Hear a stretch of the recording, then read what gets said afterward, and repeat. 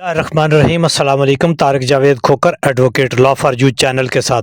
Channel को लाजमी subscribe किया करें, लाइक शेयर कमेंट्स भी करें और अपनी राय का इजहार भी करें। बजट के हवाले में बहुत ही लेटेस्ट अपडेट हैं जी।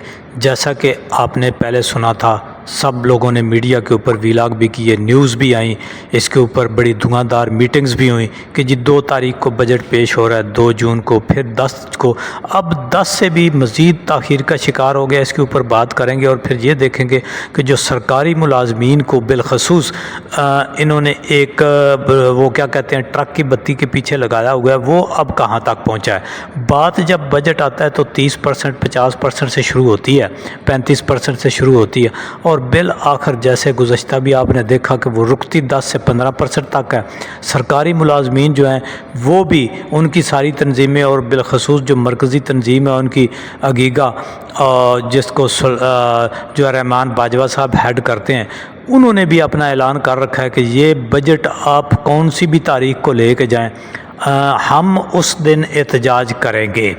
इन्होंने 10 तारीख को तो रखा था कि वो फ़ौरन ईद के बाद मुलाजमीन का वापस आना मुश्किल हो जाएगा, लेकिन असल मामला ये था कि इनकी जो हैं वो IMF के वफूद, उनके साथ कोई फ़ाइनल बातचीत नहीं हो रही थी। ये चाहते हैं कि हम अपनी अयाशियाँ, अपनी जो शाह खर्चियाँ हैं उनमें भी इजाफ़ा करें और फिर उसके साथ साथ हम सरकारी मुलाजमीन को भी कुछ रिलीफ़ दें। लेकिन IMF कहता है भी नहीं, अगर आपने सरकारी मुलाजमीन को कुछ रिलीफ़ देना है तो फिर आप अपनी शाह खर्चियों में से कट लगाएं और इनको दे लें। लेकिन बात ये सारी मिली भगत है। जब सरकारी जो लोग हैं, ऊपर के लोग और वज़रा और अरकान असम्बली, उनकी तनख्वाहें और मराआत बढ़ानी होती हैं, जब जजेस और हाई लेवल के जो होते हैं सरकारी, जो जिनके ज़रिए ये सियासी जो एक क्या कहते हैं बाज़ार को ये लूटते हैं, सियासी बाज़ार को अपने हाल में और अपने जो है मुस्तकबिल के लिए अपने मुताबिक करते हैं, आराम करना होता है। उस वक़्त जो उनके ऊपर मरात देते हैं, जो लाखों की उनकी तनख्वाहें बढ़ाते हैं, जो वज़रा की बढ़ाते हैं, जो सरकार अपने अरकान असम्बली की बढ़ाते हैं, उस वक़्त IMF को कोई प्रॉब्लम नहीं होता। उस वक़्त IMF जो है उससे के साथ कोई मीटिंग नहीं होती, वहाँ से कोई रिलीफ़ नहीं जो है मांगा जाता।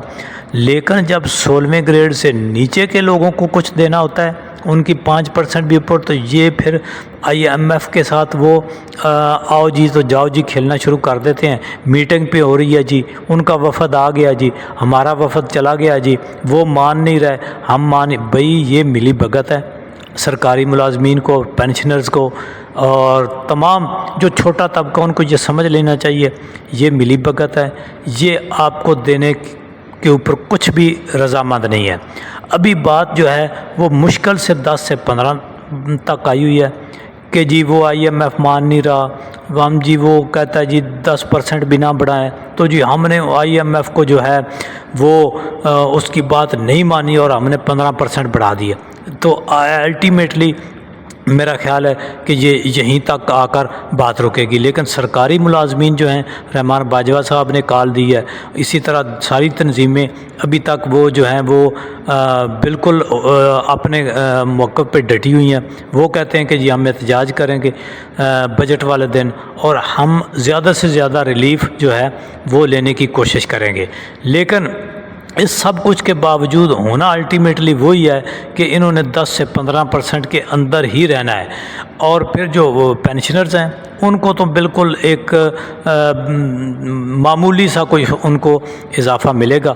बाकी जो है इन्होंने देख लेना इस बजट के बाद एक बार फिर वज़रा की और जो 19वें, 20वें, 21वें ग्रेड ऊपर वाले जो ग्रेड हैं उनको एक दफ़ा फिर इन्होंने रिलीफ़ देना है। लेकिन वो बजट में नहीं देंगे, वो इनको अलग से कुछ पैकेज देंगे।